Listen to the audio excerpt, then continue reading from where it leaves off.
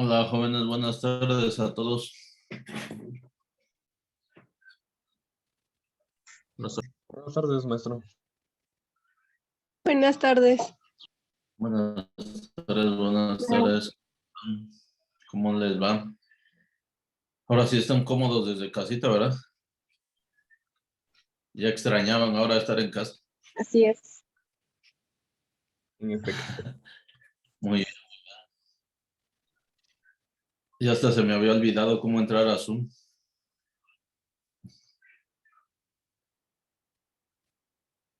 A ustedes, ¿no?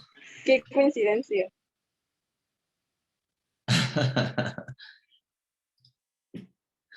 Muy bien. Bueno, vamos a avanzarle. A ver, vamos en dónde nos quedamos por acá. A ver, ustedes me dicen en dónde nos quedamos, ¿eh? Creo que estamos viendo la parte de los, Sí, ahí en los dibujos. acá, ¿verdad? En esta. Ajá. Estamos viendo la parte de agonistas y antagonistas, ¿verdad? Creo que sí terminamos de ver el agonismo y el antagonismo de un fármaco. Vimos cuáles eran cómo se pueden diferenciar de acuerdo a un agonista con respecto a un antagonista, ¿no? Y aquí veíamos en las imágenes cómo es que cuando hablamos de un agonismo y cuando hablamos de un antagonismo, ¿no? En este caso, el agonista es que sí va a generar un efecto, y en el caso del antagonismo, pero va a bloquear, ¿no? Se va a bloquear el efecto completamente sin generar en nuestro caso, pues va a ser un efecto terapéutico, ¿no? Eso es lo que se estaría generando. Veíamos que hay diferentes tipos de agonistas y hay diferentes tipos de antagonistas, dependiendo cuál sea el tamaño del efecto o el porcentaje del efecto. Quiero recordarles para ello que ahora vamos a estar viendo la gráfica. Bueno, estaba terminando de dar mi clase de cálculo también. Quiero recordarles la gráfica que vamos a estar viendo de aquí en adelante para poder medir en este caso la efectividad, y de acuerdo a ello hablábamos de la concentración, ¿no? Concentración contra el efecto, y decíamos que a un 20% ya puede ser efectivo esto, ¿sí? Tenemos el 100% y tenemos un 80%. Lo que está en el rango de 20 a 80 o 100% se considera como efectivo, ¿no? Se considera efectivo y vamos a tener fármacos, por ejemplo, que sí generan efecto, pero están por debajo, ¿sí? Y acuérdense que los fármacos que son agonistas inversos son los que se encuentran en este rango, por debajo del 20% de efectividad. O sea, sí están generando un cambio en la actividad biológica, por ejemplo, ¿sí? Sí están generando un cambio, pero ese cambio aún no se ve, digamos, no se ve reflejado con una efectividad que pueda garantizarse, ¿sí? Entonces, a pesar de que haya un efecto pequeño, ¿sí?, se considera como un fármaco o un principio activo que es un agonista inverso. ¿Por qué? Porque sí está generando cierta actividad, pero está por debajo de lo que nosotros requerimos, que es el 20%. Y acuérdense que va del 20 a 80% hasta 100%. Recordemos también, y aquí quiero mencionarles, que hemos venido, por ejemplo, hablando de esto, ¿no? Hablando de lo que es la pendiente o cómo se comportaría en un momento dado un fármaco para cubrir la efectividad del 100%. ¿Sí?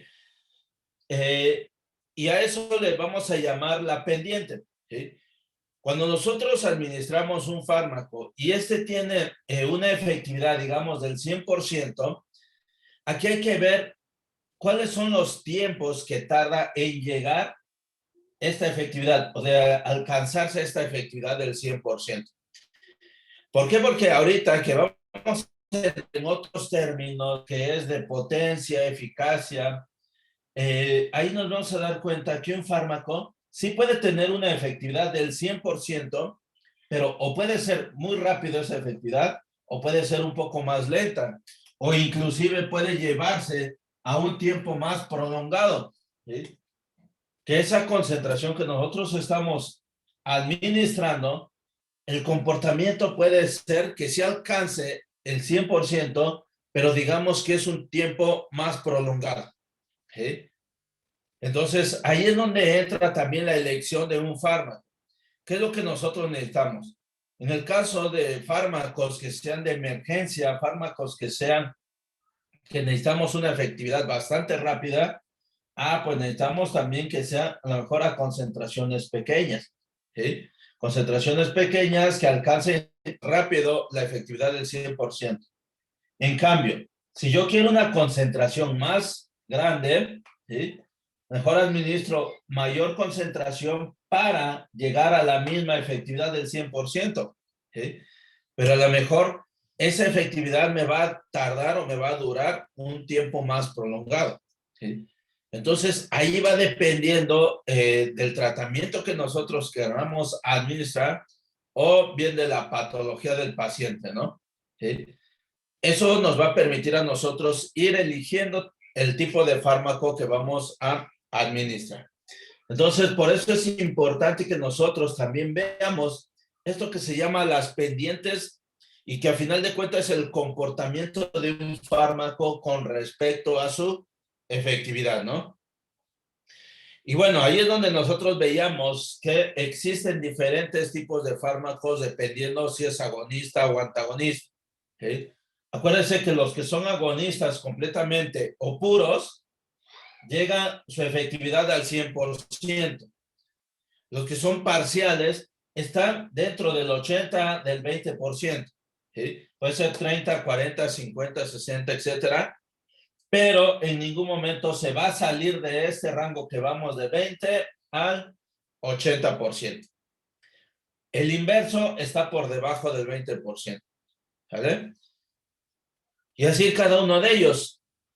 Entonces, el tipo de fármaco que nosotros tenemos lo vamos a resumir en esta tablita que está ahí en la pantalla y nos dice que esa tablita que está en azul y gris, ahí viene de acuerdo al tipo de fármaco, que si es un agonista puro, agonista parcial, agonista inverso o antagonista, si tiene afinidad, tiene especificidad, actividad intrínseca, acuérdense, y el efecto. En este caso, un agonista puro. Vamos a hablar de un agonista puro que alcanza el 100% de efectividad. Un agonista puro nos dice que sí tiene buena afinidad hacia sus receptores. Acuérdense que debe ser hacia los receptores. Tiene afinidad, sí tiene afinidad. Tiene buena especificidad. Genera actividad intrínseca, sí genera una actividad intrínseca, o sea, desencadena un proceso de señalización, acuérdense. ¿Sí? Va a desencadenar un proceso de señalización para llegar a obtener una respuesta que le vamos a conocer nosotros como efecto. Entonces, ahora el agonista parcial, vean. El agonista parcial, recordemos, está entre el 20 y el 80%. Tiene afinidad, sí. Tiene especificidad también. Pero la actividad intrínseca ya no va a ser de 1, va a estar entre 0 a 1. ¿Sí? Puede ser 0.1, 0.2, 0.3 hasta llegar a 0.9. ¿Y va a generar una respuesta? Sí va a generar respuesta, aunque sea inferior a la del agonista puro, ¿sí? Y cuando hablamos de inferior, pues estamos por debajo del 100%, ¿no? Pero de todos modos sí vamos a tener efectividad. Después tenemos el agonista inverso. El agonista inverso también tiene afinidad, tiene especificidad, la actividad intrínseca está entre 0 y 1, pero vean, la respuesta que va a generar o el efecto es una respuesta contraria al agonista, ¿sí? O sea que si el agonista está en 100% el agonista puro, lo contrario es que está por debajo del 20%, ¿sí? Pegando entre 0 y 20%. Por ahí está la efectividad. Y el antagonista, vean, sí tiene afinidad, tiene especificidad, pero recuerden que bloquea. El antagonista va a bloquear, por lo tanto no va a generar una actividad intrínseca, ¿sí? Porque se va a colocar en el lugar del agonista para bloquear completamente.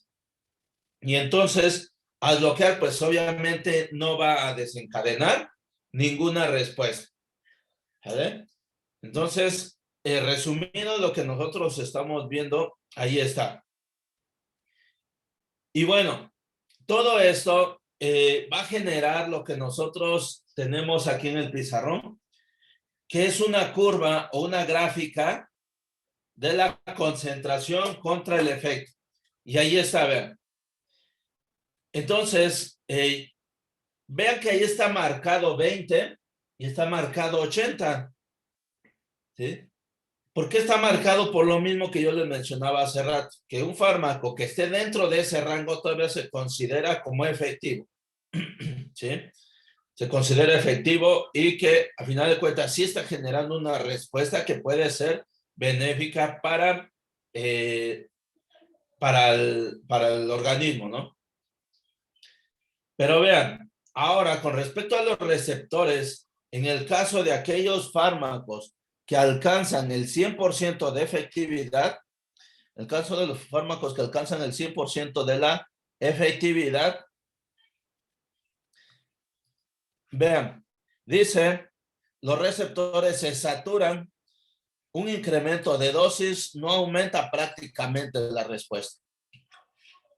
Eso es algo que hemos venido platicando ya varias clases atrás, en los cuales hemos dicho que los receptores tienden a saturarse. El hecho de que nosotros sigamos incrementando la dosis no quiere decir que vamos a garantizar que la respuesta se siga generando, ¿sí? Porque puede llegar el momento en que se sature los receptores. Entonces, cuando un fármaco alcanza el 100% de efectividad, eso significa que sí se están ocupando los receptores adecuadamente, que se están saturando los receptores y están generando la respuesta, ¿sí? Y por eso es que al generar la respuesta, la efectividad representa una buena efectividad de un buen, una buena respuesta hacia lo que nosotros queremos. Y de ahí sale lo que nosotros mencionamos, pues un buen tratamiento, si funciona el fármaco, si estamos utilizando las dosis correctas, ¿sí? Ahora, en los que van de 80 o de 20 a 80%, que es el caso de lo que está en verde, dice, aumento de la dosis provoca un incremento lineal en la respuesta. Ahí sí podemos nosotros incrementar la dosis, porque aún no alcanzamos quizás el 100%. ¿Sí? Pero también hay que tener cuidado, porque no porque, digamos, administro una tableta de 250 miligramos, y a lo mejor esta tableta me alcanza una efectividad del 50%. ¿Sí? Abusados, porque no quiere decir que al duplicar la dosis también se duplica el efecto. Abusados, porque no siempre sucede eso. En algunos fármacos quizás sí suceda, pero en otros no, porque se puede potencializar el efecto. No sé si me explico en ese sentido. En algunos casos, digamos, yo administro una tableta de 500 miligramos, eso no quiere decir que ya llego aquí al 100%. ¿Sí? Vuelvo a repetir, en algunos casos, el hecho de que yo duplique la dosis no quiere decir que voy a duplicar el efecto. Va a haber ocasiones en las cuales esto se puede potencializar. ¿Qué significa eso? Que rebasa la mitad de lo que yo esperaba, ¿no? ¿Sí? No alcanza el 100%, a lo mejor puede irse hasta un 150%, ¿no? Y al irse a un 150%, estoy rebasando este límite, ¿no? ¿Sí? Entonces, eso es otra de las cosas por las cuales también siempre se debe tomar en cuenta la potencialidad de un fármaco. ¿Sí? ¿Y qué significa eso de la potencialidad? Si yo aumento 1 gramo, por ejemplo, o 1 miligramo, perdón, 1 miligramo del fármaco, ¿cuánto aumenta su efecto? ¿Sí? Para que no estemos únicamente duplicando dosis. Que si era 250 y me genera el 50%, pues entonces administro 500 y llego al 100. Eso dijéramos así como por lógica, pero en realidad muchas veces no sucede eso, sino al contrario, se potencializa y rebasa lo que nosotros queremos. ¿Sí? O a veces lo contrario, a lo mejor al duplicar, a lo mejor aquí no llega al 100%, llega al 75%, ¿no? Entonces muchas veces no nos vayamos con la finta que al duplicar la dosis se duplica el efecto. Sí puede incrementarse el efecto, pero no sabemos si es de manera lineal. Esperaríamos esto, ¿no? Así como dice acá, si aumento, ¿sí? Si aumento, a lo mejor aquí estoy en 10 miligramos, si aumento a 20, a lo mejor llego a esta parte, todo fuera lineal, ¿sí? Esperaríamos que todo fuera lineal, pero muchas veces no se dan esos comportamientos, ¿sí? Por eso es que nos marca ahí en el segundo caso en lo que está en verde, dice, aumento de la dosis provoca un incremento lineal en la respuesta. ¿Sí? Ahí nos dice que es lineal. Nos dice que es lineal, pero en realidad sí puede haber cambios que no se pueden, que no precisamente se comportan de una forma lineal. ¿Vale? Y en el último, vean, en el caso de que está como naranja, dice, es necesario que se estimule un número de receptores mínimos para que comience la respuesta. Eso que se ve ahí está por debajo del 20%, vean. ¿Sí? Los fármacos que se encuentran en esta zona, digamos que sí activan receptores, pero de una manera muy, muy baja. ¿Sí? Entonces es necesario incrementar o estimular más receptores para que pueda incrementarse el efecto. ¿Vale? Cuando nosotros alcanzamos, como viene aquí en la gráfica, alcanzamos el 50% de efectividad, entonces le llamamos concentración efectiva 50. ¿Sí? Concentración efectiva 50, porque creo que estamos precisamente a la mitad de la efectividad total, ¿no? Y aquí está algo de lo que yo les mencionaba, vean. Nuevamente tenemos la dosis o concentración contra efecto o respuesta.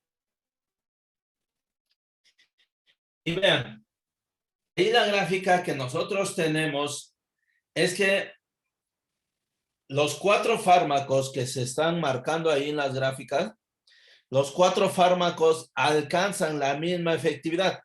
Es decir, alcanzan el 100% de la efectividad. ¿Sí? Pero, ¿qué es lo que está cambiando? ¿Qué es lo que cambia en ese caso? Lo que está cambiando es la concentración, vean. Digamos que el fármaco A alcanza la efectividad del 100% como a punto 8, punto 9 por allá. ¿Sí? Miligramos o nanomol por litro, porque estamos hablando de concentración. El fármaco B está como en 1. Como entre 1,5 nanomol por litro. El fármaco C está en 10, vean, 10 nanomol por litro, y el fármaco D está a una concentración como de 50, como 50 nanomol por litro. Entonces son diferentes concentraciones. Son diferentes concentraciones de los fármacos para que puedan alcanzar la misma efectividad. Y ahí viene en el recuadro, dice 4 fármacos con la misma actividad intrínseca y que son agonistas puros porque alcanzan el 100%, pero distinta potencia. La concentración necesaria para alcanzar la dosis efectiva 50 es inferior en el fármaco A que en el fármaco D. ¿Sí? Entonces ahí, ¿cuál diríamos que es más potente?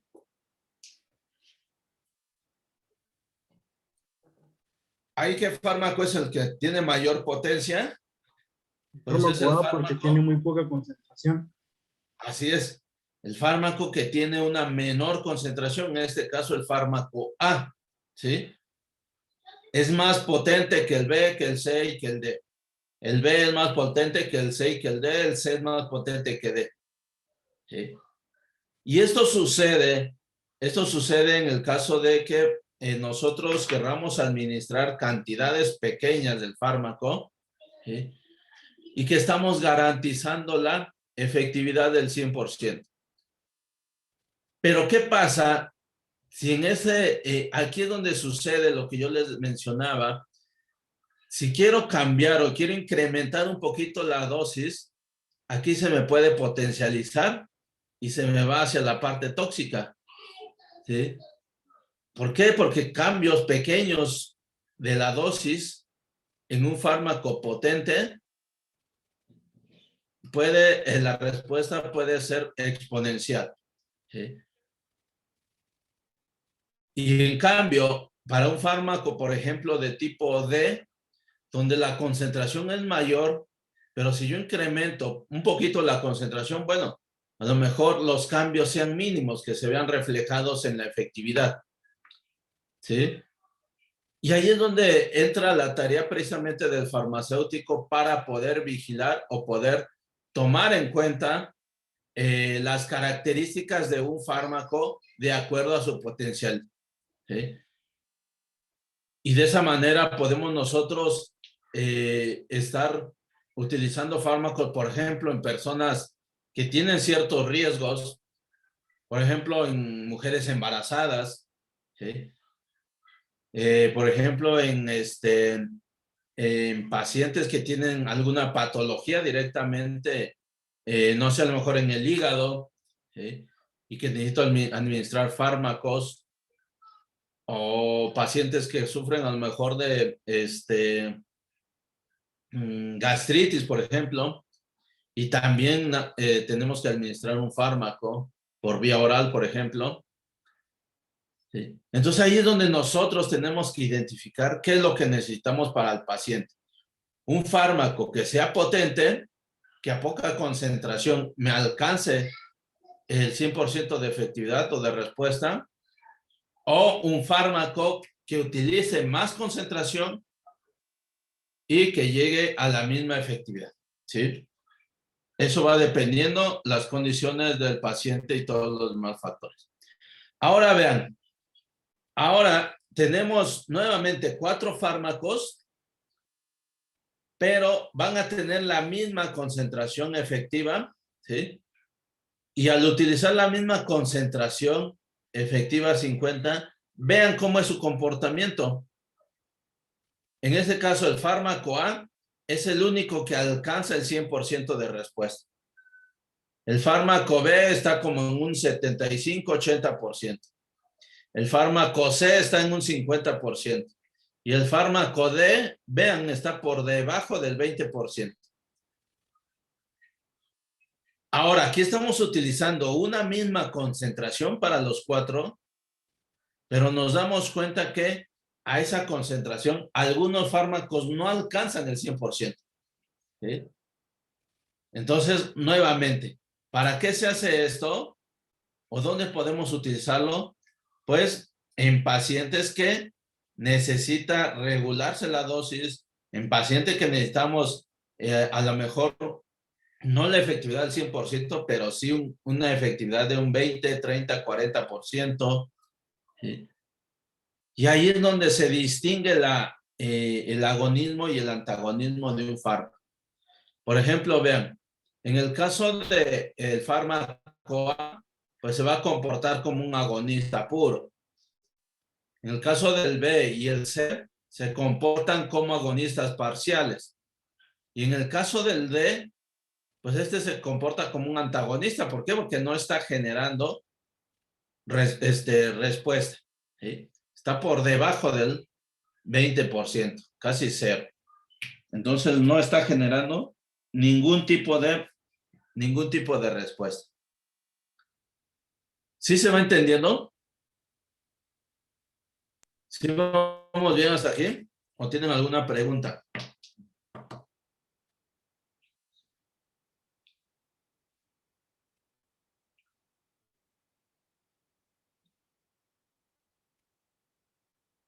Bueno, y todo esto, toda esta respuesta, toda esta efectividad que se genera es en base a un mecanismo de acción, ¿no? Un mecanismo en el cual el fármaco deseamos que va a estar generando una respuesta intrínseca que nos va a desencadenar señales, y estas señales son las que van a provocar que se activen o se desactiven ciertos receptores, ciertas proteínas en la membrana dentro del citoplasma o inclusive en el núcleo. Y para ello, pues, necesitamos ver cuáles son esos mecanismos de acción. ¿Sí? Entonces, dentro de estos mecanismos es parte de lo que ustedes investigaron, ¿sí? Lo cual, me imagino que ya tienen ahí sus presentaciones y quisiera que alguno de ustedes o quien quiere iniciar para hablar sobre los mecanismos de acción de los receptores. ¿Quién dice yo? ¿Quién quiere participar?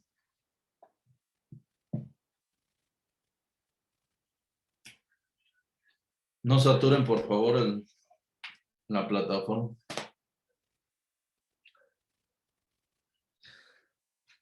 A ver, ¿quién dice yo? Yo digo quién.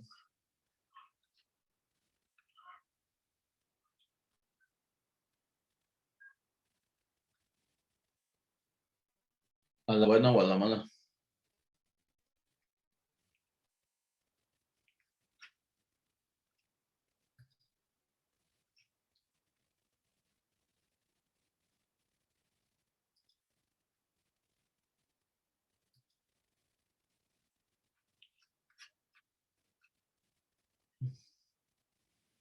A ver, jefe, dime un número del 1 al 14.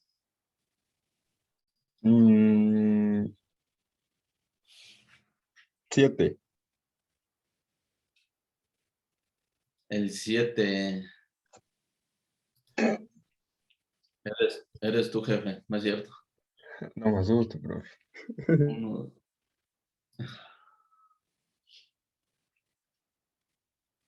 Coreici. Ahí estás, Coreici.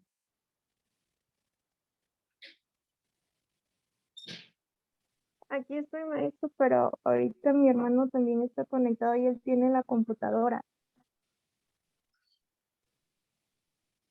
Perdón, no subieron los, no ese programado para subir sus trabajos, ¿verdad?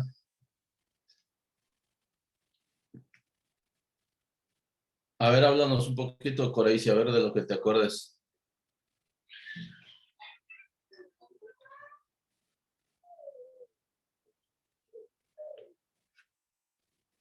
A ver, explícanos esto que está aquí en la diapositiva. ¿Perdón?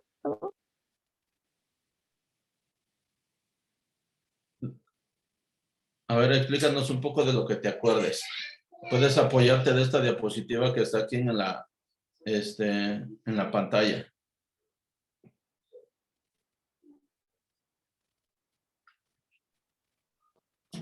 Am, pues cuando el receptor se une, se inicia el mecanismo en cascada y no se pueden saltar, digamos, pasos, tiene que ser consecutivo.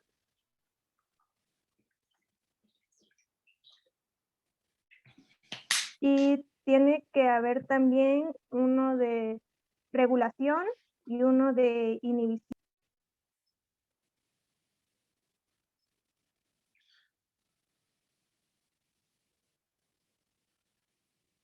Sí,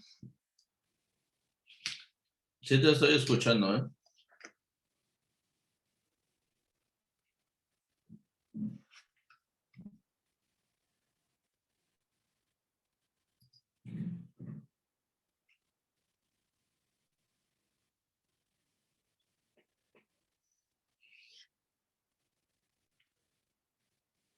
A ver, Teresa, ahí estás, Teresa Cruz.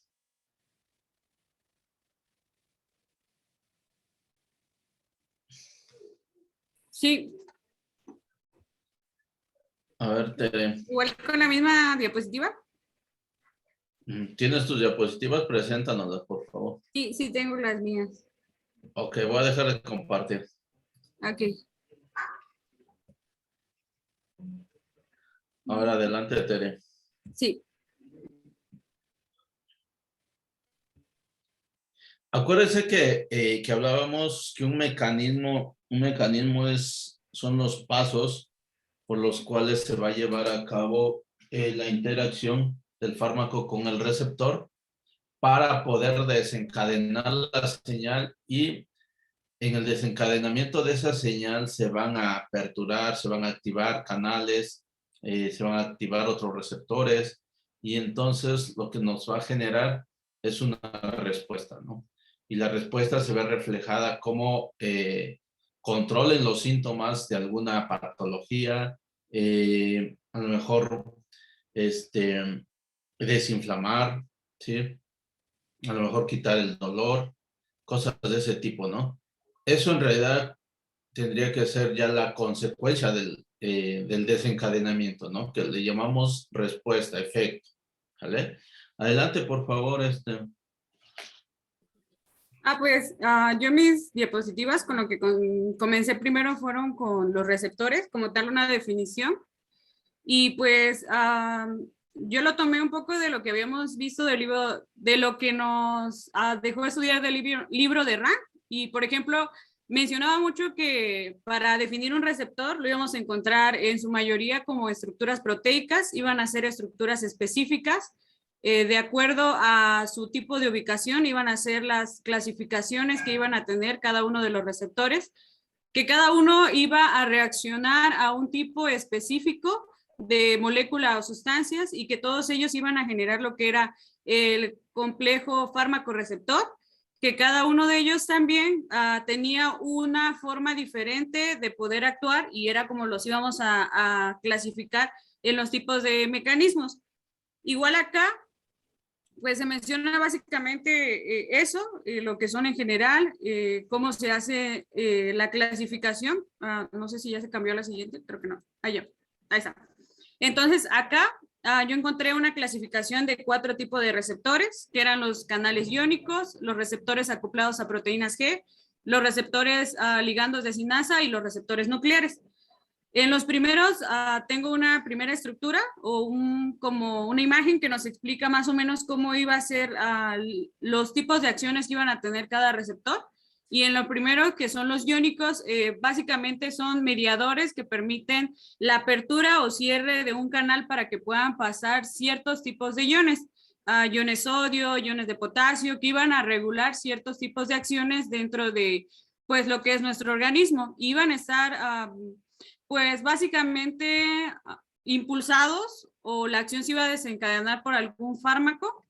Y pues acá tengo el primero, que son los canales iónicos. Iban a estar controlados por lo que es la unión a un fármaco, a un receptor específico. Más adelante vienen como que más desglosados, y que estos iban tener un efecto en tiempo menor en comparación a los que vienen más adelante. O sea, la acción es como que más rápida, se desencadena de forma más rápida la acción. Los receptores acoplados a proteínas G iban a ser un tipo de receptores que como que se auxilian de otras proteínas para poder tener su acción. En este caso, pues son las proteínas G, y que estas mismas iban a, igual de acuerdo a su estructura, que más adelante viene, iban a permitir que se generen o se terminen ciertos tipos de acciones, regulaban el inicio y el fin de una acción, que era el permitir que el fármaco se activara. En los receptores ligados a sinasa, iban a tener como mediador a la sinasa para la formación de cierto complejo que era el receptor y la enzima, y que iban a permitir también que se realizara como tal una transcripción. Estos eran diferentes a los demás porque como tal los otros no ocupaban lo que era la transcripción génica. Los receptores ligados a sinasa sí los iban a ocupar, y que igual, pues como es un mecanismo un poco más complejo, iba a requerir de más tiempo para poder realizarse la acción. Y los últimos, que son los receptores nucleares, esos variaban por la ubicación dentro de la célula. Esos iban a estar ubicados en el núcleo y que igual iban a llevar consigo una transcripción génica a diferencia de los demás, y su tiempo igual estaba medido en horas. Y los primeros, a los canales iónicos o controlados por ligandos, acá tengo una imagen que nos marca como las diferentes estructuras que conforman a este tipo de receptor. Y acá se muestra cómo está conformado por diferentes partecitas que nos van a permitir mediar diferentes acciones. Iban principalmente estos tipos de mediadores como que dirigidos a los que son, a lo que es la acción cerebral. Eran más mediadores sinápticos para cierto tipo de mecanismos o cierto tipo de medicamentos que principalmente van dirigidos a acciones de regulación sináptica, como son secreciones de ciertas hormonas para desencadenar ciertas acciones dentro del cuerpo. Igual, estos son los que al principio se menciona que permiten la apertura o cierre de ciertos canales que van a permitir que ciertas cascadas de iones pasen o no pasen dentro de nuestro organismo. Igual, son los que duran menos tiempo.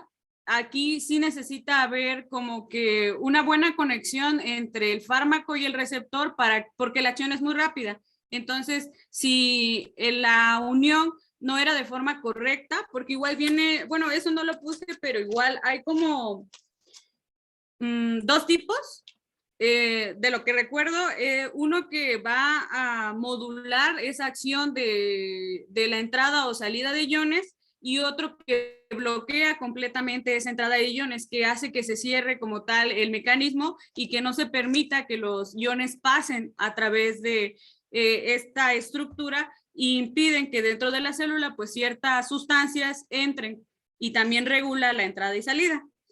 Igual están los receptores acoplados a proteínas G, que creo que esta estructura ya la habíamos visto en otra materia, pero va a atravesar varias veces lo que es la membrana, y realmente va a necesitar de la activación o desactivación de la proteína. La proteína va a regular la forma en la que se va a dar la función del fármaco como tal. Y acá en esta imagen pues tengo lo que es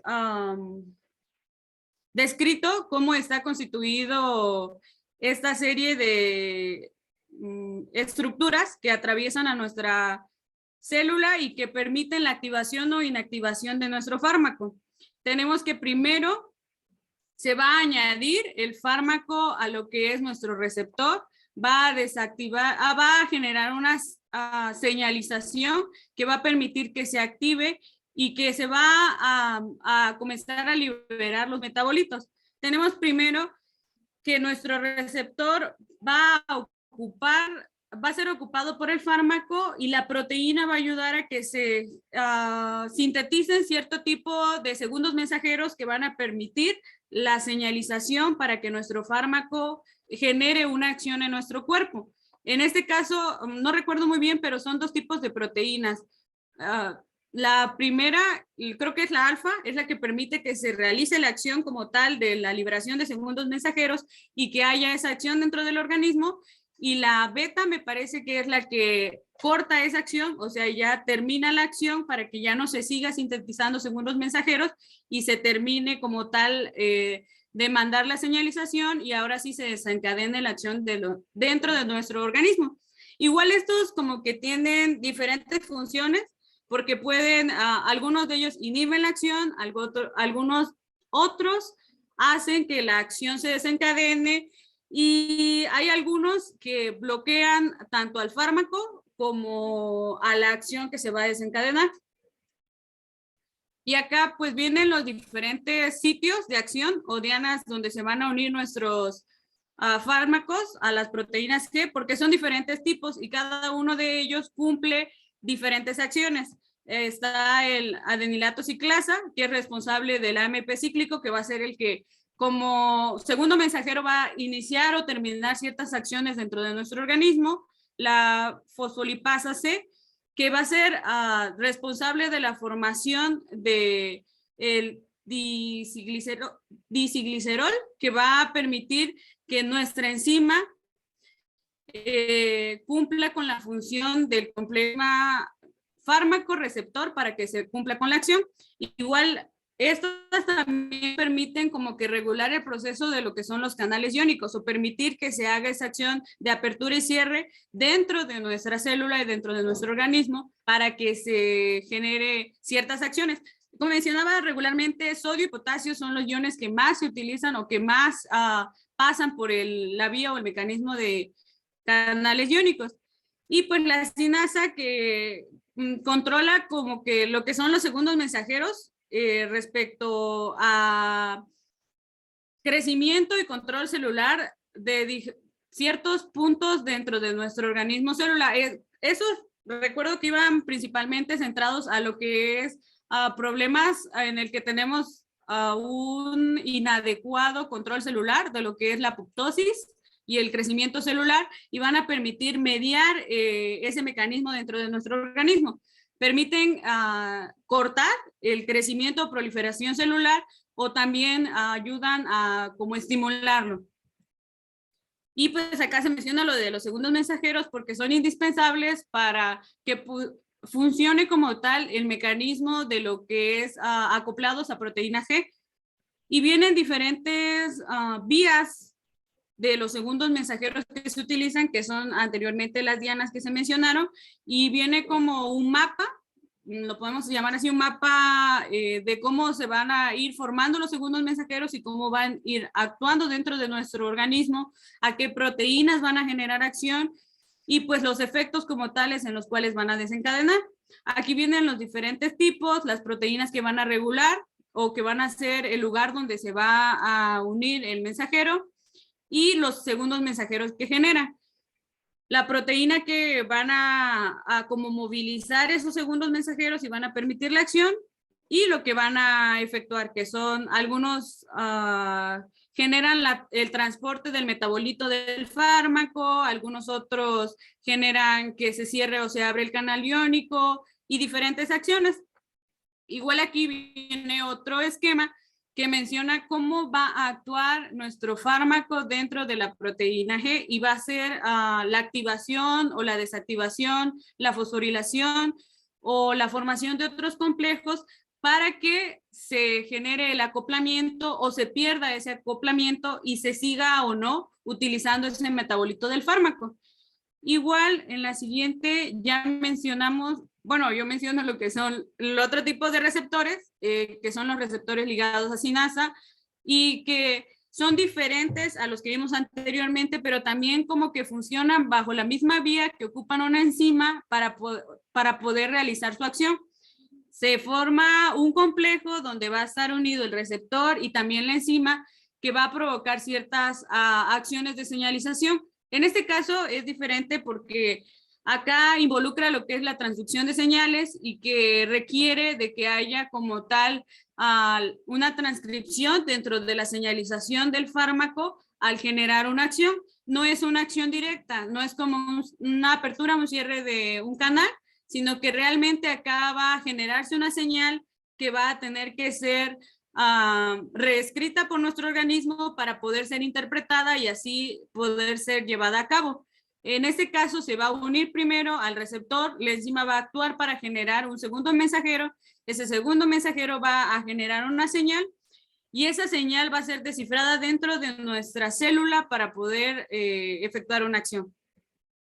Igual acá, otras vías que hay dentro de este mismo mecanismo, porque cada mecanismo va regulado por una enzima, pero esa enzima también tiene otros acompañantes, otras estructuras que regulan la acción o no acción de un fármaco porque generan diferentes metabolitos, igual diferentes mensajeros, porque cuando trabaja una enzima hay, digámoslo así, reguladores o puntos de regulación de la enzima que permiten que siga actuando, generando el segundo mensajero, que regularmente, principalmente se controla esa parte de que se siga secretando un segundo mensajero o que se deje de secretar, y esa secreción o no secreción es la que va regulada por la transducción de ciertas señales y que intervienen otras proteínas para poder cortar o comenzar esa señalización.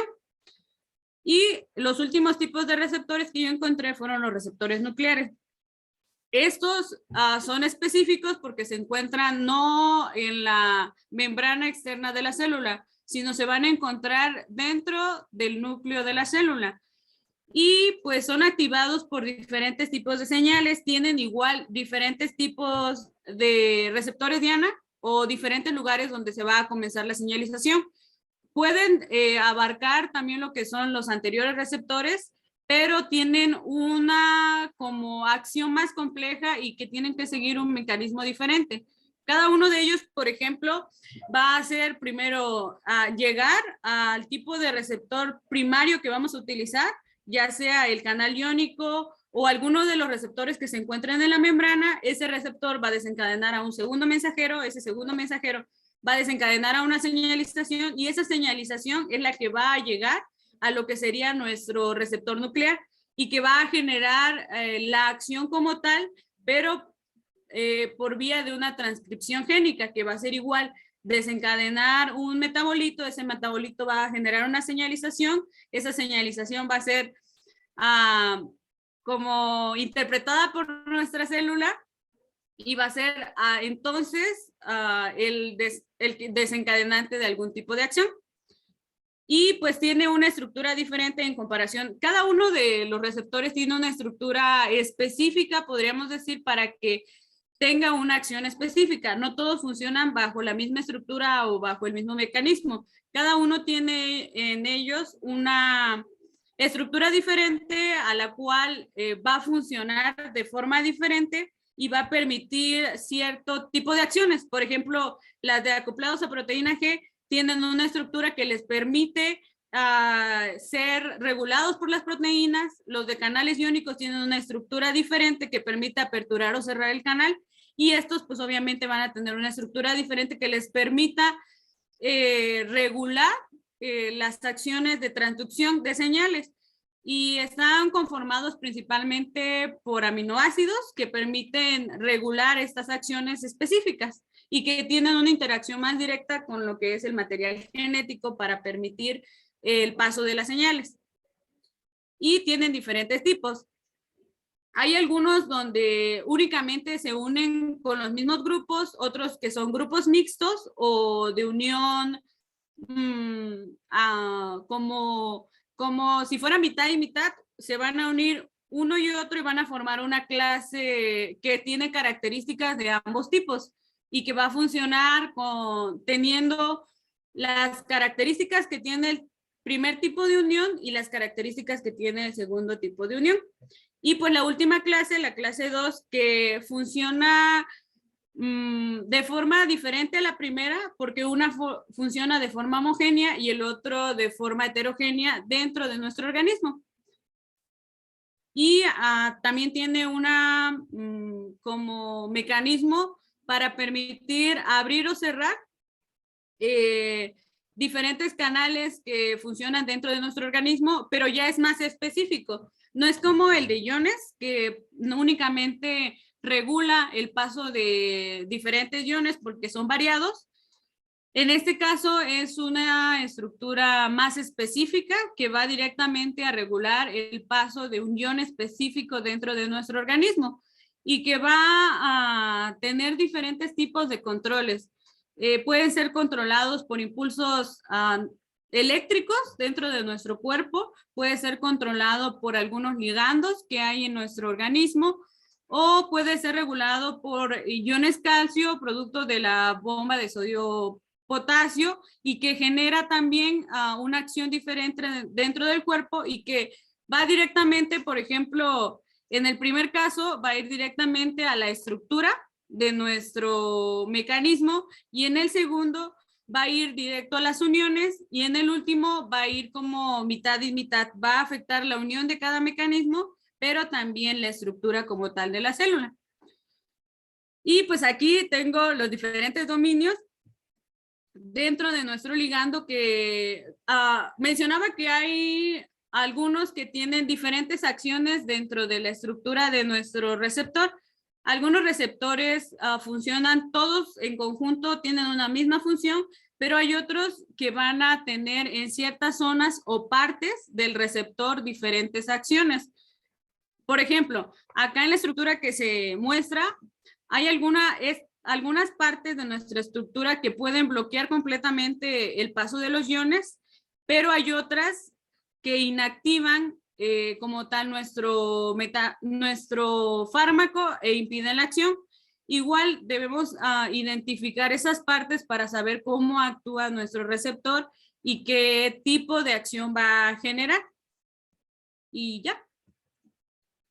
No sé si lo dije muy rápido, pero es lo que recuerdo. No, Tere, muy bien, bastante completa la información, Tere. Sí se ve que lo revisaste bien. De hecho, de eso se trata, ¿eh? De eso se trata, y la próxima clase vamos a ver al menos otras dos personas que puedan, de igual manera, ¿no? Hablarnos un poco sobre los mecanismos. Son bastante complejos los mecanismos, ¿no? Son bastante complejos, no es nada más sencillo, pero de eso se trata, ¿no? Porque cuando nosotros lleguemos, ¿qué es lo que vamos a ver más adelante? El mecanismo ya para fármacos específicos, por ejemplo, fármacos, los AINES, por ejemplo, ¿no? El grupo de los AINES, cómo actúan los AINES, qué moléculas activan, qué tipo de receptores, cómo desencadenan su actividad. Por ejemplo, en el caso de los fármacos hipertensivos, ¿no? ¿Sí? De igual manera, ¿cómo van a estar, se va a desencadenar el mecanismo para que funcione un fármaco antihipertensivo, ¿no?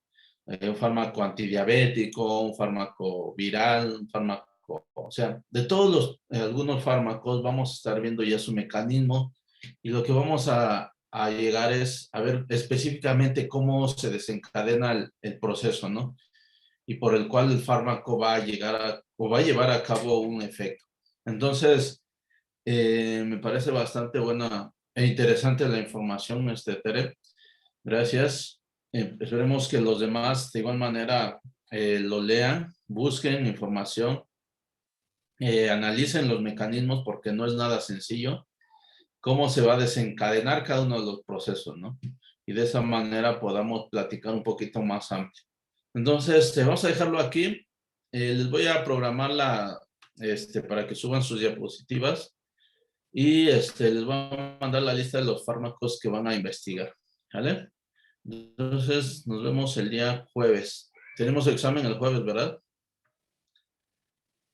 Ok, No. nos vemos el jueves, entonces. No. Sí, nos vemos el jueves. Cuídense. No, profe. Sale, profe. Hasta luego. Muy bien, nos vemos. Bye.